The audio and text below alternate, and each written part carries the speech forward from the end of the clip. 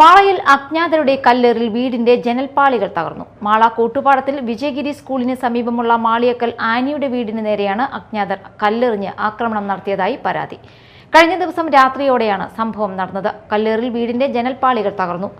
ചില്ലുകൾ വീടിനകത്ത് ചിതറിക്കിടക്കുന്ന നിലയിലാണ്. സംഭവ സമയത്ത് വീട്ടിൽ ആരും ഇല്ലാത്തതിനാൽ ആളപായം ഒഴിവായി. ആനി മാള പോലീസിൽ പരാതി നൽകി.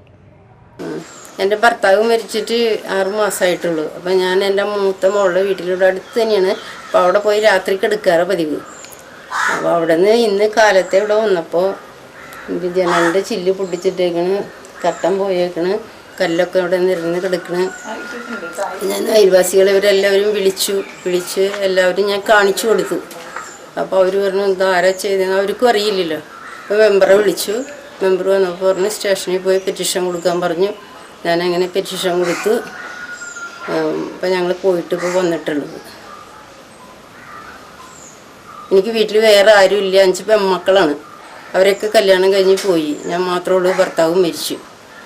അപ്പോൾ അങ്ങനത്തെ സാഹചര്യത്തിലാണ് ഞാനിപ്പോൾ ഇവിടെ ജീവിക്കുന്നത്. ഇവിടെ പൊതുവെ ഒരു ശല്യങ്ങളൊന്നും ഉണ്ടാവാറില്ല. പക്ഷേ എന്താണെന്ന് അറിയില്ല ഇങ്ങനെ വന്നിട്ട് ഉള്ളത്.